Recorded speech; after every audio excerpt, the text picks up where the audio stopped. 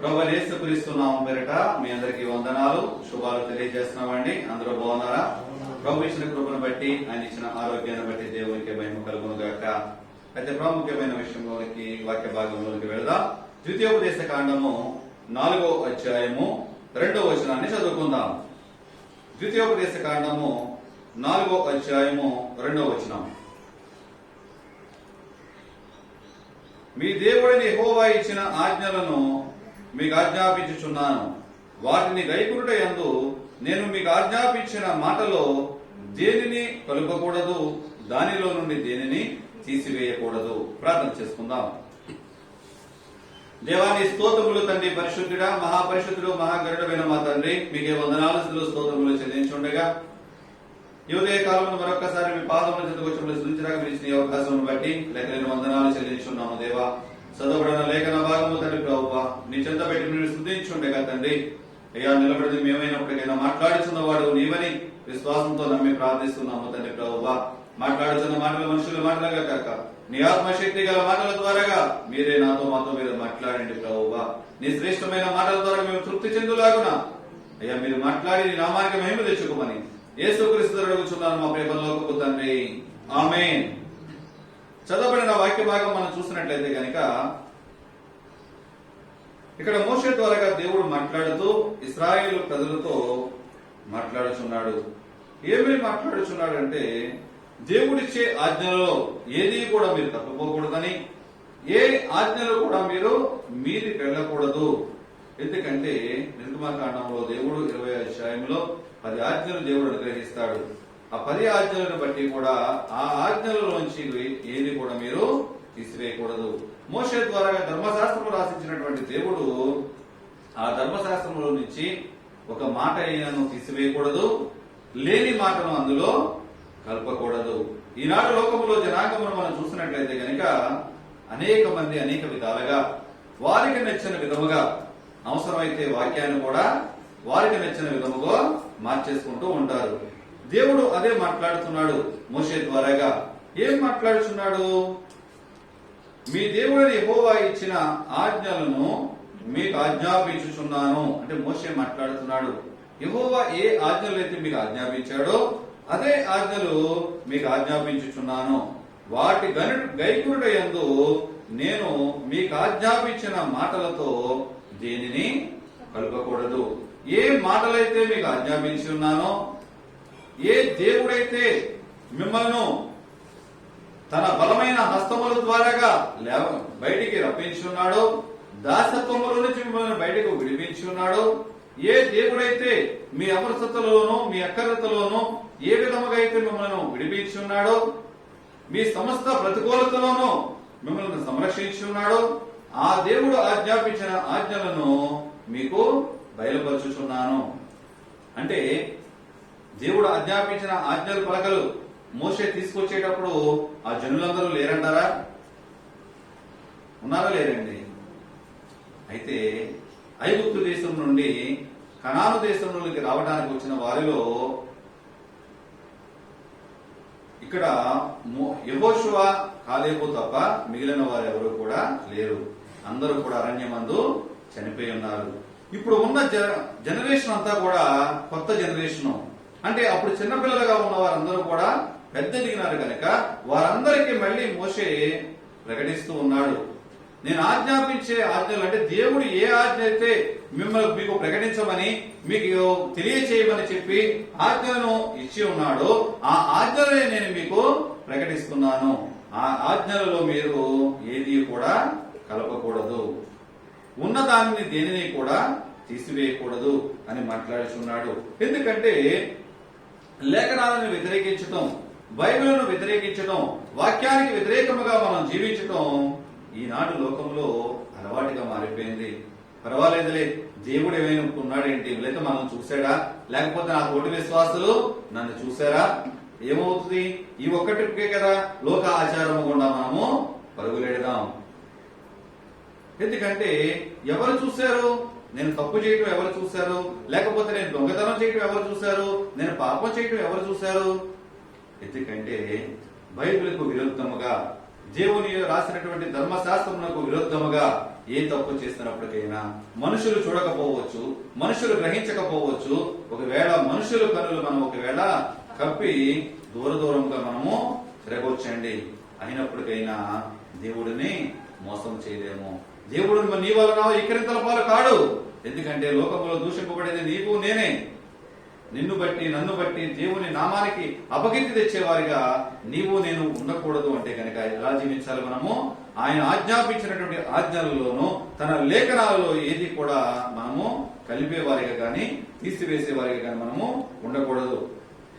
వాక్యాన్ని సవరించడము, లేని వాక్యాన్ని అంటే ఈ విధమైన వాక్యము ఈ విధముగా మనం చదువుకుందాం.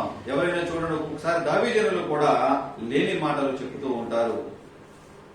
ఎందుకంటే లోకమనే మాటలు చెప్పి కాలం వెలుగుచ్చే దైవజనులు కూడా ఈ లోకములో లేకపోలేదు. అయితే ఈనాడు జనులకు కూడా అదే ఎంతో ఇష్టముగా ఉన్నది. ఎందుకంటే ఎవరిని కూడా తిట్టరు, ఎవరిని ఏమి అనరు. మెల్లమెల్లని మాటలతో మంచి మాటలతో లాలిస్తున్నట్లుగా ఉంటూ ఉంటది. కనుక ఈనాడు సమాజంలో మనం చూసినట్లయితే కనుక బైబిల్ గ్రంథంలో ఉన్న వాటిని కన్నా లేని మాటలు ఎక్కువ కల్పించి చెప్పడం అనేది ఎక్కువగా అలవాటైపోయింది. అయితే అది మార్చి చెప్పకూడదని చెప్పి దేవుని వాక్యము వెల్లడిస్తుంది. ఎందుకంటే దేవుడిని వెంబడించేవారు ఎవరైనప్పటికైనా, దేవుడిని అనుగ్రహించేవాడు అంటే నేను క్రైస్తవుడిని, నేను దేవుని బిడ్డను, నేను దేవుడిని వెంబడిస్తున్నాను అన్నవారు ఎవరైనప్పటికైనా సరే దేవునికి వ్యతిరేకమైన కార్యములు ఏవి కూడా చేయకూడదు. యోహాను సువార్తలో దేవుడు మాట్లాడతాడు కదా, నాకు వ్యతిరేకముగా ఉన్న ఏ ఆయుధము కూడా వర్ధిల్లదు. మనం అనుకుంటూ ఉంటాం, మన స్వశక్తిని బట్టి, మన సొంత ఆలోచనను బట్టి, సొంత తలంపులను బట్టి, నా బలముతోనే, నా తెలివి జ్ఞానంతోనే ఇంత నేను సంపాదించగలిగాను, లేకపోతే నేను ఇంత ఐశ్వర్యవంతుడైనయ్యాను, లేదా నేను ఇంత ఉన్నత స్థితికి ఎదిగాను అని మనం అనుకుంటూ ఉంటాం. నువ్వు బైబిల్ లేఖనా ధ్యానిస్తున్నటువంటి నీవు దేవునికి వ్యతిరేకంగా ఉంటున్నావా, వాక్యానికి అనుకూలంగా నడిపిస్తున్నావా అనేది మనము ఆలోచించగలగాలి. అయితే ఇక్కడ ఒక్కొక్కసారి దైవజనులు నడుపుతున్న వారు కూడా, అయ్యా మేము పలానా పని చేద్దాం అనుకుంటున్నామండి, చేయొచ్చు అంటారా అని అడుగుతారు మాటసాలతీకి.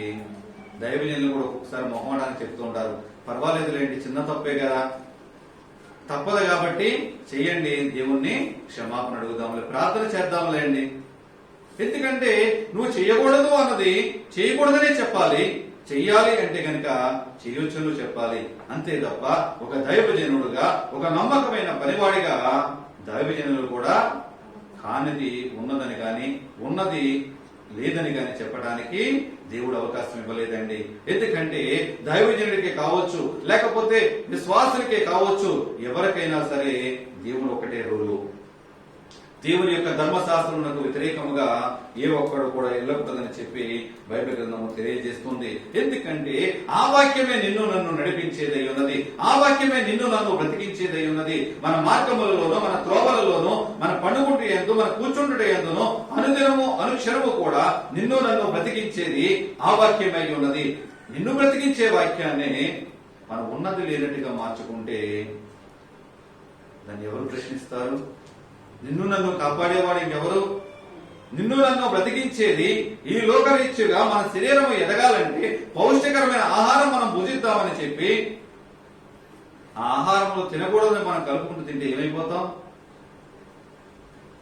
భోజనం చేయాలని ఉంది, వంట వండుకుంటున్నాం, అందులో బల్లి పడింది, తింటామండి? తింటే ఏమవుతుంది? అన్నం వండేటప్పుడు బల్లి పడింది, తినేస్తున్నాం, ఏమవుతుంది? తినం. ఎందుకంటే బల్లి పడింది కనుక చనిపోతాం. ఏంటండి? మానవుడిలో భయం, చనిపోతాం. పర్లేదు, ఏదైతేనే కలిసిందిగా తినేయచ్చు కదా. అపవిత్రత. ఎందుకంటే ఒకవేళ ఎక్కడైనా మనం ఆ వంట వండుకొని పక్కన పెడితే అది వచ్చి కుక్క తిన్నా, లేకపోతే పిల్లి తిన్నా, అంటే మన భాషలో మనకు అర్థం అవడానికి, అందులో ఒకవేళ ఏ పొద్దుకలన్నా పాకి వెళ్ళిపోయినా భుజిస్తామండి? భుజించాం. ఎందుకంటే వాటిలో క్రిములు చల్లి వెళ్ళిపోయినాయి, అందులో విషం ఉన్నది. కనుక ఆ విషపూర్వకమైన మనం తింటే కనుక మనం కూడా జబ్బు పడతాం, మనము బలహీన పడతాం అని మనము నిషేధిస్తూ ఉంటాం. ఆ అన్నాన్ని మనం పడేస్తూ ఉంటాం. మనం తినే భోజనాన్ని ఏదైనప్పటికైనా మనం పడేస్తూ ఉంటామండి. అయితే అంతకన్నా ప్రాముఖ్యమైనటువంటి నీ ఆత్మీయ ఆహారము, నీ ఆత్మను బలపరిచేది, నీ ఆత్మను శుద్ధీకరించేది, నీ ఆత్మను పవిత్రపరిచేటువంటి ఆత్మీయ ఆహారమైనటువంటి వాక్యమును ఎందుకు నిర్లక్ష్య చేస్తున్నావు? ఎందుకు వ్యర్థపరుస్తున్నాం? లేని దానిని ఉన్నట్టుగా, ఉన్నదానిని లేనట్టుగా, సగం ఇక్కడ సగం అక్కడ, కొంచెం ఇక్కడ కొంచెం అక్కడ, కొంచెము దేవునిలోను కొంచెము లోకములోను, కొంచెము దేవుని సాంగత్యముతోనూ కొంత అన్య సాంగత్యముతోనూ. ఎక్కడ నీకు నా విశ్వాసం? దేవుని లేఖనం అదే సెలవిస్తుంది. నాకు విరోధముగా ఉన్న ఏ ఆయుధము కూడా వర్ధిల్లదు. ఎక్కడైనా దేని నామము పేరైనప్పటికైనా సరే నువ్వు విగ్రహానికి మొక్కినట్లయితే గనుక, ఏ విగ్రహారాధనకైతే నువ్వు మొక్కి ఉన్నావో దాని పక్షముగా నీవు శాపగ్రస్తులు అవుతావని చెప్పి బైబిల్ గ్రంథం తెలియజేస్తూ ఉంది. ఎందుకంటే ఇశ్రాయేలు ప్రజలు పోయిన వారంలో మనం మాట్లాడుకున్నాం, బయలు పేరు దేవతకు మొక్కి ఒకే దినమున 24,000 మంది చనిపోయి ఉన్నారు. దేని గురించి అంటే కనుక దేవుని లేఖనానికి వ్యతిరేకముగా వెళ్లి దేవుని నామమునకు అపకీర్తి తెచ్చేవారిగా ఉండి 24,000 మంది ఒకే రోజు చనిపోయి ఉన్నారు. ముంగోలుకు ఎదురు తండేవారిగా నీవు నేను ఉండేవారిగా మనము ఉండకూడదు. అదే మాట్లాడుతున్నాడు. నీకు నాకు కూడా మార్గము చూపించేదే ఈ వాక్యమై ఉన్నది. నీకు నాకు నిన్ను నన్ను బ్రతికించేదే ఈ వాక్యమై ఉన్నది. అదే ద్వితీయోపదేశ కాండము 12వ అధ్యాయము 32వ వచనం కూడా ఒకసారి మనం చదువుకుందాం. నేను మీకు ఆజ్ఞాపించుచున్న ప్రతి మాటను అనుసరించి చేయవలెను. దానిలో నీవు ఏమీయూ కలపకూడదు. దానిలో నుండి ఏమీయూ తీసివేయకూడదు. హల్లెలూయా, హల్లెలూయా. నేను మీకు ఆజ్ఞాపించుచున్నాను, ఏ మాట అయితే మీతో మాట్లాడి ఉన్నానో, మిమ్మల్ని ఏ పని అయితే చేయమన్నానో ఆ పని మాత్రమే మీరు చెయ్యాలి. ఆ పని నుండి కొంత తీసివేయటము కానీ కొంత మళ్ళీ కలపడము కానీ మీరు చేయకూడదు. ఎందుకంటే సౌలు రాజును మనం చూసినట్లయితే కనుక అమాలేకుల మీద యుద్ధానికి వెళ్ళినప్పుడు సమస్తమును కాల్చివేయమన్నాడు. అక్కడ ఏది కూడా మిగలటానికి వీల్లేదన్నాడు. మంచివే గాని చెడ్డవే గాని పశుపక్షాదులే గాని పశువులే గాని ఏమీ ఉంటాకలేదు, సమస్తమును తగలబెట్టమంటే దేవుడు ఆజ్ఞాపించడానికి వ్యతిరేకముగా అందులో మంచివి, పౌష్టికరమైనవి, అందమైనటువంటి ఆడవారి అందరినీ కూడా తీసుకుని వచ్చి పనికిరానివి, అంద వికారముగా ఉన్నవన్నీ కూడా దహనము చేశాడు. అంటే దేవుడు చెప్పిన పని చేసి ఉన్నాడా? దేవుని చేత అభిషేకం పొందినటువంటి సౌలు అభిషేకం అతని నుంచి తీసివేయబడి, అతని రాజ్యం అతని నుంచి తీసివేయబడి అతని కంటా శ్రేష్ఠుడైనటువంటి మరొకరికి అప్పగించబడింది. అదే మాట్లాడుతున్నాడు. మీకు ఆజ్ఞాపించిన నా మాటలు ఏవైతే నేను మీతో మాట్లాడి ఉన్నానో, ఏ పనైతే మిమ్మల్ని చేయమన్నానో ఆ పనే మీరు చెయ్యాలి. అంతే తప్ప దానిలో నుంచి అబ్బాయి కొద్ది బాగుంది కాబట్టి, ఎందుకంటే లోకంలో మనం ఎవరు చూస్తున్నప్పుడు కానీ ఎలా చేస్తారు, మురికివి మచ్చలవి ఏదైనా జబ్బుబడి ఉంటే అయ్యో నేను దేవుడికి ఇస్తానని మొక్కుకున్నానండి, ఎందుకంటే ఇదే ఇస్తానన్నానండి, పుట్టక ముందు మచ్చలు పడిందని తెలుసా అని అనేక మంది అంటూ ఉంటారు. దేవుని నామము పేరట దేవునికి ఏది ఇచ్చినప్పటికైనా శ్రేష్టమైనది ఇవ్వాలని చెప్పి బైబిల్ లేఖనము తెలియజేస్తుంది.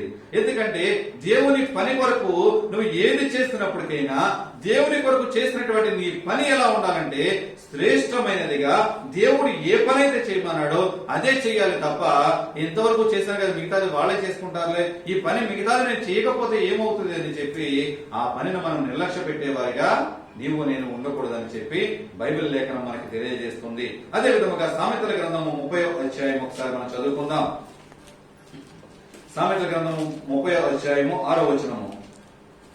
ఆయన మాటలతో ఏమీ చేర్చుకుము, ఆయన నిన్ను గద్దించునేమో, అప్పుడు నీవు అబద్ధికుడు వగుదువు. అంటే ఆయన మాటలలో ఏది కూడా మనము చేర్చకూడదు. అవునంటే అవును, కాదంటే కాదు. దేవుని నామమును బట్టి అయ్యో బైబిల్ మీద ఒట్టే చెప్తున్నానండి కాదు, అబద్ధం చెప్పినప్పటికైనా ఏంటండి ఒట్టే చెప్తున్నాను. దేవుని నామం పేరట ఏది చెప్పినప్పటికైనా నువ్వు అవునంటే అవును, అది కాదంటే కాదు అన్నట్టుగా ఉండాలేమో తప్ప, లేకపోతే ఆయన మాటలు నిన్ను గద్దించునేమో, అప్పుడు నీవు అబద్ధికుడు వగుదువు. దేవుడి మాట నిన్ను గద్దించిందంటే గనక, ఎందుకంటే ఒకవేళ మనుషులను బట్టి నీవు నేను అనుకుంటాం, వాళ్ళని మోసం చేశాను, అయ్యో బైబిల్ చేత్తో పట్టుకున్నాను కాబట్టి నేను అబద్ధం ఆడలేదు అని చెప్పి, నేను అబద్ధం ఆడినప్పటికైనా వాళ్ళని నేను మోసము చేశానని చెప్పి అబద్ధికుడుగా ఒకవేళ నీవు జీవిస్తున్నావేమో, అబద్ధికుడుగా ఒకవేళ నీవు బ్రతుకుచున్నావేమో. అయితే ఆ అబద్ధపు బ్రతుకు ఒకవేళ నీవు మనుషులను మోసం చేయొచ్చు, కానీ దేవుడిని మాత్రం నీవు మోసం చేయలేవు. నువ్వు దేవుని దృష్టిలో ఎలా ఉంటావంటే అబద్ధికుడుగా నీవు ఉంటావు, అబద్ధికుడుగా నీవు జీవిస్తావు అని చెప్పి బైబిల్ గ్రంథం తెలియజేస్తుంది.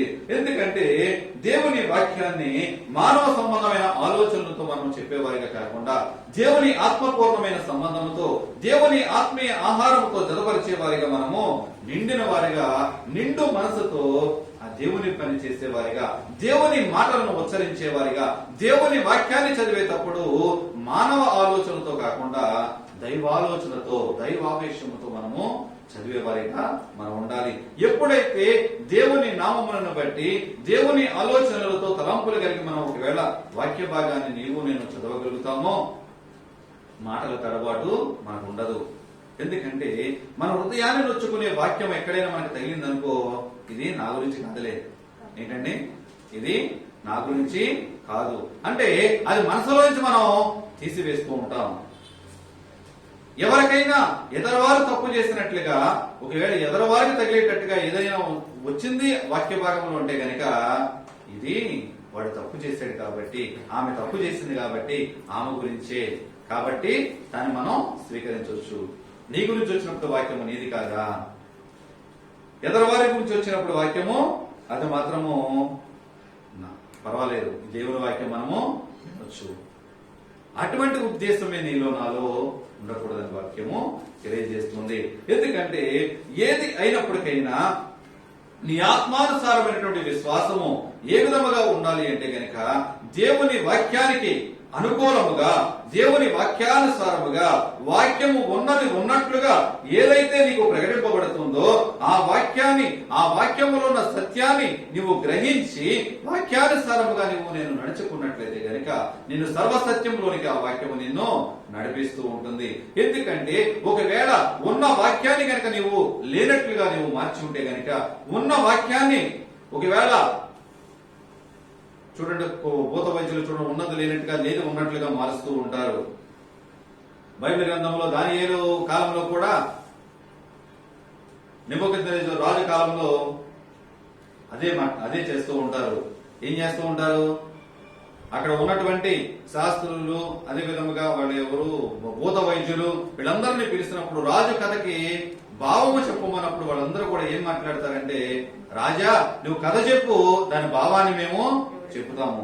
రాజు ఏమి చెప్తాడు, నేను కథనే మర్చిపోయానయ్యా, నేను కథను మర్చిపోయాను, అన్ని మీరు చెప్పండి అంటారు. అయినప్పటికైనా వారి వల్ల కాలేదు.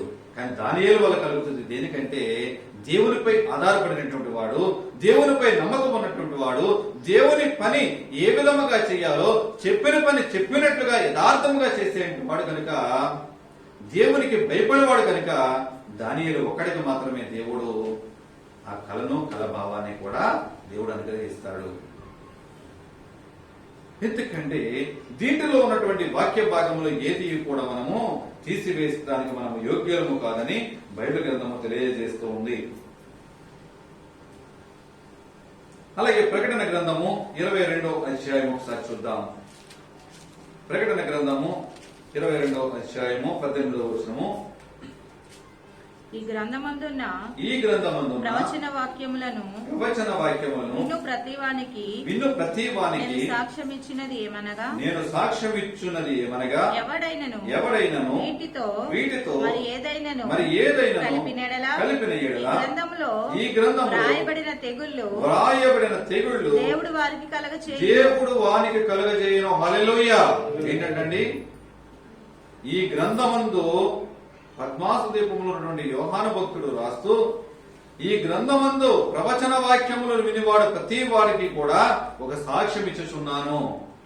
అంటే బైబిల్ గ్రంథమును సక్రమముగా చదివి దాన్ని ధ్యానించేవాడు ఎవరైనప్పటికైనా ఈ సాక్ష్యం ఇచ్చేవాడిగా ఉండాలి.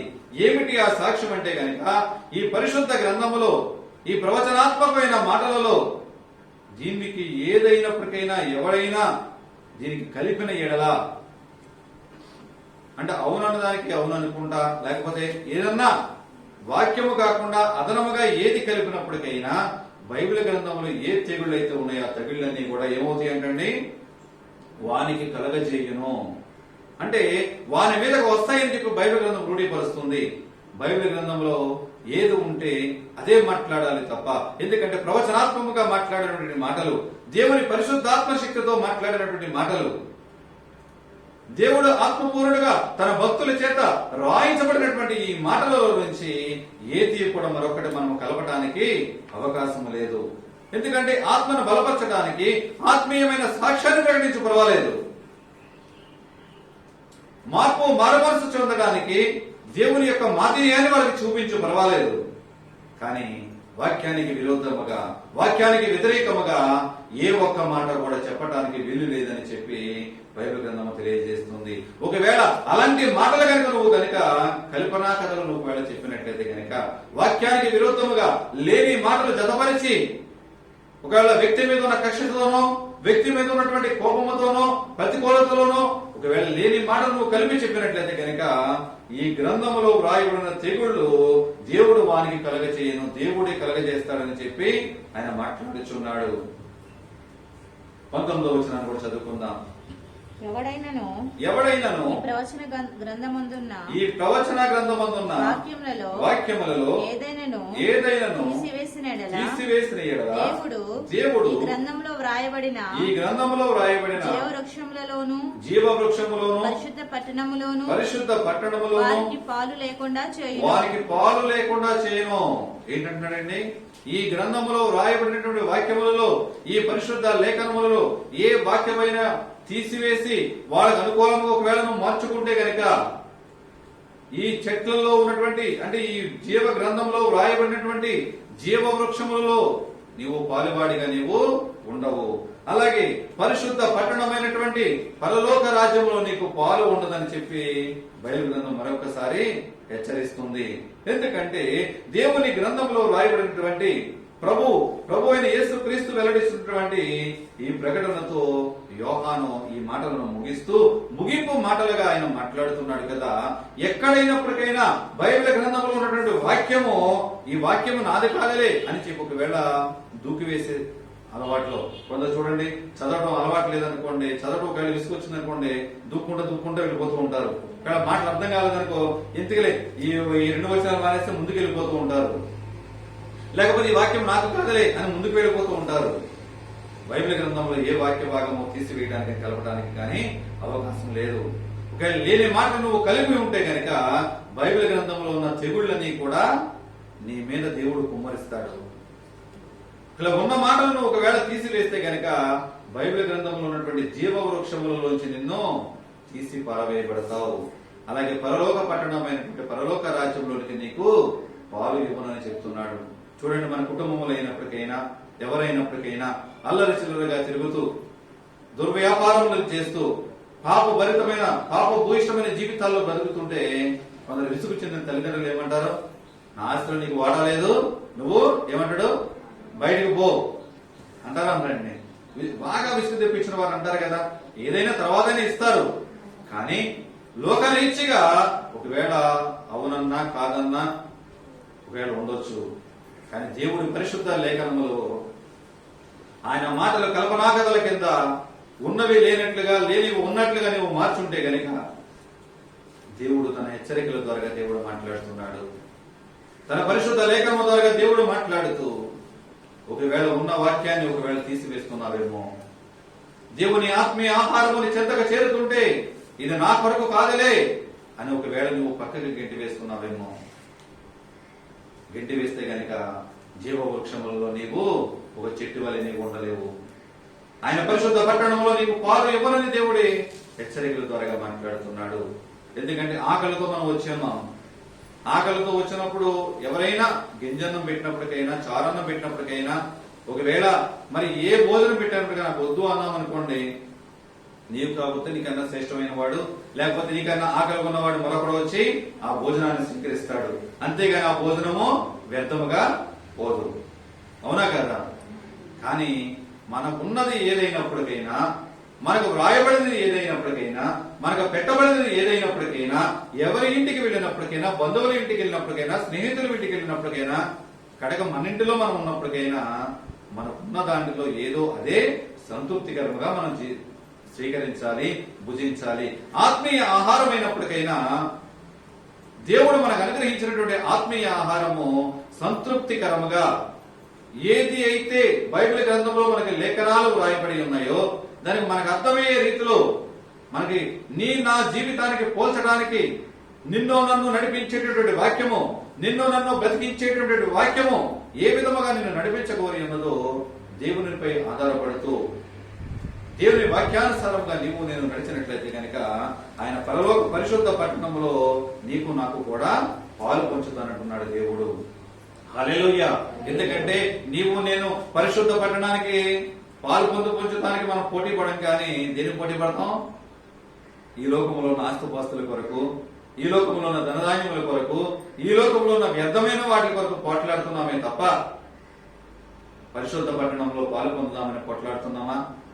నా దేవుని రాజ్యములో నేను ఆస్తిని సంపాదించుకోవాలి, నా దేవుని రాజ్యములో నేను పాలు పొందాలి, నా దేవుని రాజ్యములో నేను వారసురాండ్లుగా నా దేవుని చెంతగా నేను ఉండాలి, నా దేవునితో నేను గడపాలి, నా దేవుని స్వార్థలో నేను పాలు పొందాలి అని నీవు నేను ఆలోచన కలిగి ఉంటే గనుక ఆయన మాటలను శ్రద్ధగా వింటూ, ఆయన వాక్యములో ఏ మాట కూడా తీసివేసేవారిగా కానీ, లేని మాటలు కలిపేవారిగా కానీ ఉండకుండా ఉన్నది ఉన్నట్లుగా ఆయన వాక్యానుసారముగా నీవు నేను జీవిస్తే గనుక ఆయన నిత్య రాజ్యములోకి నిన్ను నన్ను వారసులు చేస్తానంటున్నాడు.